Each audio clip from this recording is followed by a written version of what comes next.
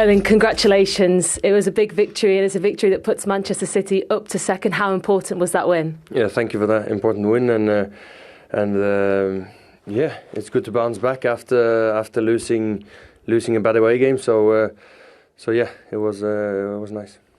2 goals for you, which isn't a surprise, but talk us through, especially that first one. You were one-on-one with the goalkeeper. What did you see in front of you? Goalkeeper, of course. I try to contribute for the team by doing my job, and yeah, we won again, and it's good to win. That's when everyone is happy. So that's what we try to do all the time. So now 2 more important games before international, and keep focusing. Ryan Cherky started the match today. It seemed like you two had quite a nice partnership on there. Yeah. We all know his qualities. So it's about trying to get the best out of everyone. And today he had 2 amazing assists to me. So yeah, hopefully many more. We heard as well that it's the 15th time you've been subbed off in your Manchester City career on 2 goals. So how desperate were you for a hat-trick today? Did you feel like you could have got one? Yeah, of course. So you need to ask Pep for this. I think there were probably a few fantasy managers that were not so happy when I got subbed off. Do you ever surprise yourself? Because you're in great goal-scoring form. It seems like you're just unstoppable. I didn't score last game, so again, I try to help the team to win. That's my goal, and even by scoring or helping them with the winning duels, it doesn't matter as long as we win. That's what I want to do. I want to win games, and I want to help the team become a better football team, become a better football club. So that's my job. Well, you are the player of the match. Congratulations. Thank you. A player of the match performance from Erling Haaland. 2 goals. He could have had a third, but he was subbed off. Would you have been raging if that was it? Yeah, I can tell that he doesn't want to be taken off as well. But I think he understands the bigger picture. He just lives for goals. I love his attitude. I see what he wants to do. I understand what he wants to do. I understand how much the goals mean to him. He's not bothered whether he has these touches, whether he's involved in the game. As long as he gets 1 or 2 chances during a game, then he'll be happy. Now, I can imagine last weekend when he didn't score, he'd have been raging. And this game couldn't have come quick enough for him. And he's got his 2. And there's no doubt that he'll be thinking tonight, should have been 3. He'll be thinking, as well as the 2 he scored, he'll be thinking, I should have put the other one in. Yeah, because Stuart, you actually said that looked the simplest of the 3 chances, the one that he had for the hat-trick. I think so. I think he had more time on the third one. It looked as though he was going to mix up the finishes a little bit. It was the right... I just think he failed to get the correct elevation on the finish that he had. But listen, I love listening to him. He never dives on the floor. He never tries to sort of con the referee. He's cold, he's clinical, he is an absolute finishing machine, and it's a pleasure to watch him, to be fair. It is the finishing that will grab the headlines naturally, and the goals. But let's talk through Erling Haaland's day and his contribution overall. Yeah, I mean, he's just a handful. His job is to be really awkward and really difficult to play against. You know he's decent in the air. We know how quick he is if you're going to leave that space in behind. And I think that's where it's slightly changed for Man City, whereas they're looking quicker to get the ball into him, into the build-up.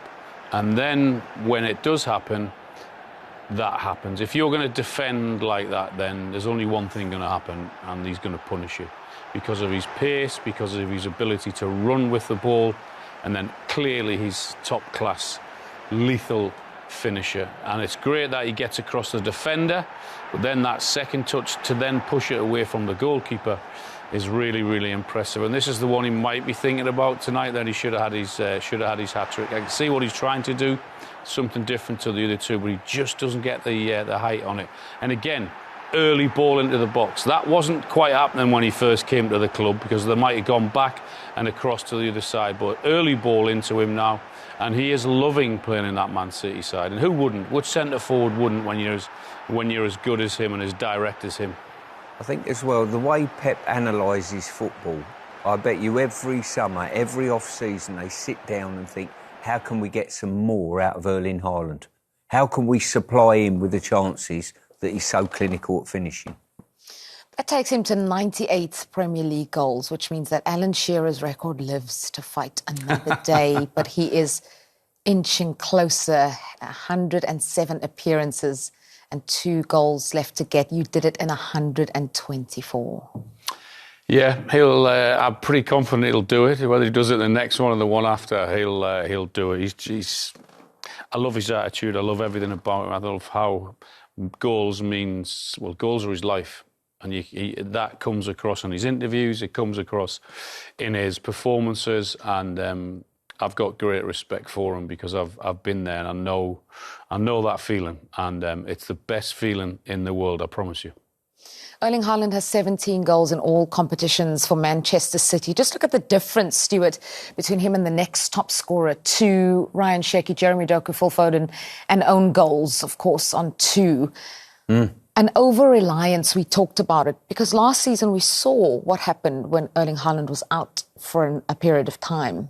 Yeah, that's always a big worry. You know, if you do sign a striker into the football club and you notice there, all the players that have scored as well, none of them are really recognised centre-forwards. So they've literally got Haaland or nobody. But if you sign a centre-forward, what centre-forward's worth their salt is going to want to come and be understudy to Erling Haaland? Because you're not going to play. Maybe the issue then not that he is scoring too many goals or they're too reliant on him, more that the rest of the team isn't adding in? There isn't an issue. There's an issue if he gets injured. But at the minute, whilst he's playing like that, whilst he's scoring, whilst he's as fit as he is, and no one wants to wish any injury on him or anyone, but there's only an issue if or when he gets that knock or if he gets injured. At the minute, he's doing everything that he can for the team. And if the others, he's going to get 45 or 50 goals this season if he goes out and continues this form. But if the others chip in, if Foden gets 8, if Doku gets 6 or 7, if Cherky gets 6 or 7, then that's fine. No problem. They'll be there or thereabouts, and they'll be challenging not only for the Premier League but for other cup competitions as well. So I don't see it being that much of an issue at all. OK, well, for Bournemouth, it is a first defeat since the opening night of the season. Let's get post-match reaction from their camp. Here's their manager, Andoni Iraola. Andoni, just a second defeat all season. How did you see that from your point of view today? Yes, at the end, to try to get something from this kind of games, you need something special, and there were moments, especially with the 2-1, we had 2 clear chances from Junior Kropi. We didn't punish them, and after it was more difficult. I think in the first half, Alan was very good.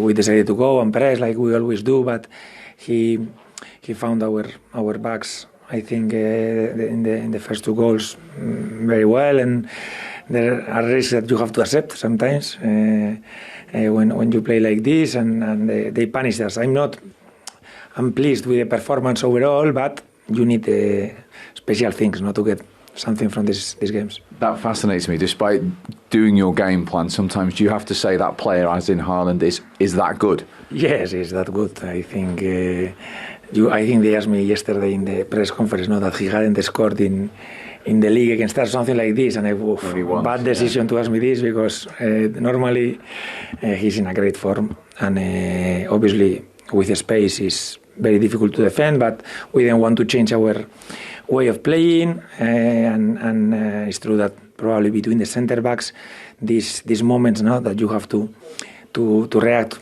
a little bit more quick, and he punished us 2 times. I think that the timing was not there from our centre backs. He went against the keeper. Was that the frustration having got back to 1-1 from the corner? Yes, at the end, I think we started quite well. We had the disallowed goal that it was clear offside, but I think we were playing well. Probably in the moment where we were feeling more comfortable, we conceded the first goal. We fight again. You get the 1-1, but it has been also a lovely movement from them. One touch, finding us in behind, and you have to accept. I think probably second half we were controlling more the game. You are losing, and they kind of take a step backwards and they leave you a little bit on the ball. But I think we were playing well. We were arriving, and these 2 chances, I think from Junior especially, were our moment also, to score the 2-2 and probably face the last minutes in a different way. But just finally, in the bigger picture, if it says you in August, you're going to get into November, lose only twice to Liverpool and Manchester City away, you would have taken that, wouldn't you? Yes, of course. No, we are in a good spot in the sense of we have 18 points. I think the two losses, Liverpool and City away, you need not only to compete well, you need something special to get something from these places. And now we have another difficult game, Villa away. So Premier League is very demanding. Everything is super tight, and we have to prepare and recover well, because today a lot of players finish with knocks, and I hope we don't lose players for the next one. Yeah, on that, just quickly, how is Semenyo? Antoine was good. It was, I think, a knee at the back, and I think also Tyler was a knock. Probably Alex Jimenez is the one that looks more ugly, but I hope we don't lose him also. Thanks, Andoni. Okay, thank you. Thank you very much. What's fascinating to me, Stuart, well, there are two things. The first one from that interview is him saying, yes, the defence, which we've already criticised some of the mistakes that they made today, but he said Haaland was just that good. In all honesty, I think because it was Haaland, you almost make excuses for the two centre-halves. Make no mistake, they were woeful mistakes by the centre-halves. Picking when to go forward, when the centre-forward was going in behind. Really bad. You know full well where Haaland's going to go in, every chance he's going to score. But he'll be livid. Any manager will be livid, because they've gone to Manchester City and they've handed them 2 easy goals. Oh. No, that is right, and I agree with him as well, is that if you don't defend correctly, then this guy will punish you. But having said that, they didn't. They got punished, but they still had their moments, even in the second half, where they did have one particularly good chance with Krupi that he put wide. And it's those moments and when he's saying you have to do something special, those are the moments when you get that opportunity. Because City aren't as good as they were defensively. They do give you the opportunities. We saw that with a mistake from Donnarumma. They give the second half chance to Krupa. He failed to take that. They go up the other end, they get the third one, and at 3-1, you're looking at that and thinking they're not going to get anything out of the game now. But in terms of the big picture, you can hear him. He'd be absolutely delighted with the start that Bournemouth have made. Yeah, that was the other thing that stood out for me, was just the fact that he said at Anfield and at the Etihad Stadium, you need something special to win there. And the run that they have been on, look, it is their first defeat in 9 games. It has been impressive. It's been very, very impressive, make no mistake. As I say, them and Sunderland are the standout teams in the top half of the league. And I think Bournemouth's performances, both at City and at Liverpool, were decent performances. I really do. OK, well, let's look at the goal that puts the gloss on the scoreline. It's Nico O'Reilly for 3-1.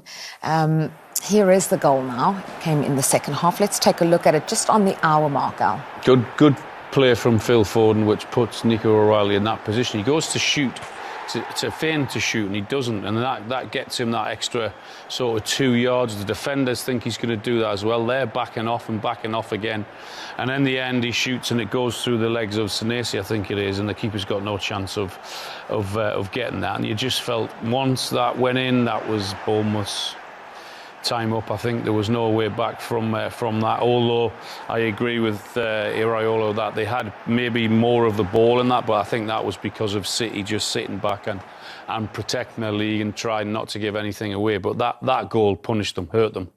And an assist for Phil Foden on his 200th Premier League appearance today. Let's go back to the Etihad Stadium and hear from Manchester City manager Pep Guardiola. Pep, congratulations. It's 3 points that put you up to second in the table. How do you reflect on that performance from your side? There is no team, no manager, no players. That doesn't mean to beat Bournemouth in the real time. So it's a so demanding team, so really good team. Happened for many already years since Iraola's here. But we played really, really good, and it's difficult to remember the threat in behind for our front is always there, and you have to be so coordinated to our pressing, but especially with the defense today, with the ball we were so clever. We found they played really good, and of course again Erling was decisive. We'll get on to Erling Haaland goals in a minute, but just how pleased were you with your side's performance against a quite intense Bournemouth side? No, we knew it. So we experienced last season in the Premier League, they destroy us. We could never handle it, nothing, and the FA Cup was much better. Here was tight, and always have been tight with them, always. They are just so intense, so aggressive, and they open, they're so wide in the process, and they threats with Semenyo and Brooks and all the players. They drop a striker, especially Tavernier, clever when play. So the two holding midfielders, they are so dynamic, and defensives are so aggressive. So listen, today is the second game that they lost. We lost more games than them. So it's a team that is so good. It was a really quick start from them. They had, of course, that goal that was offside in the opening minute, but Erling Haaland, of course, scored that opening goal. In terms of the timing, how important was it to score at that time? It was really good. But the problem, the timing is a goal that we concede. That the way you see the replay, and it's unbelievable that it's not fault. So there are things that sometimes it's difficult to understand. So why it's not disallowed and this kind of thing. That was the moment. But we were stable enough to have a momentum to score the second, to have a 2-1 against one with the keeper, to not close the game, because one of the talents that admire the most of Bournemouth, that they play minute 1, minute 95 in the same rhythm. Nothing changed, and that is the point. Yeah, big celebrations with Haaland at the final whistle, but he did take him off on a hat-trick. Is that, you think, about managing him, especially with what's to come? Yeah, and also as well, you've got to understand it's not all about Erling Haaland. You know, Pep's got to consider 25 players and players that are sat behind him that are desperate to get on the pitch and be part of the winning environment and that type of thing. So that's something that plays on his mind as a manager. You know, you're trying to keep everyone happy and keep the squad bubbling along. Yeah, that run does look quite tricky, doesn't it? Dortmund, Liverpool, Newcastle, just in the next 3, Alan. Yeah, it is, and that's one of the reasons why I think you got the international break after next weekend, which he knows he's going to be away. So he's trying to protect him. He's seen how important he is to his team and what he's doing in terms of the goals that he's scoring this season. He's scored more than he ever has done, and his record before the season was very, very impressive. So he's just trying to look after him and protect him. So City into second now in the Premier League. Are they going to be the main challengers then to the team that currently leads the league, Arsenal? I'm not sure well, they're going to be one of the main challenges, There's no doubt about that. I think Liverpool need to find their rhythm and find it very quickly, you know, and I think they'll get better as the season goes on. But I think between these three sides, Chelsea will be somewhere in and around it. They've certainly got a decent depth of squad with good young players that can keep improving this year. So how close they'll get, I don't know. But we could have a really intriguing Premier League title race this year. What are your thoughts? Yeah, I think the three that are there will be the three that'll be there at the end. I think after 10, 12 games, the league normally sort of tells a story it'll be somewhere near what happens towards the end. And those three will be there or thereabouts. I think Arsenal have just set a different standard this season in terms of how tough they've been defensively. And they've set the benchmark for everyone to catch, and Liverpool have had their problems. City are not as good as they were defensively, but whilst they've got that guy up front scoring that amount of goals, they're always going to have an opportunity. So it's going to be between those three, yeah. OK, well, I think that's where we're going to leave it for this Sunday here on Premier League Live. 3-1 wins for home sides, West Ham over Newcastle, and for Manchester City over Bournemouth as well. It's been a scintillating Sunday of action. One more game to come in Match Week 10, Sunderland versus Everton. But that's all from us, from Alan.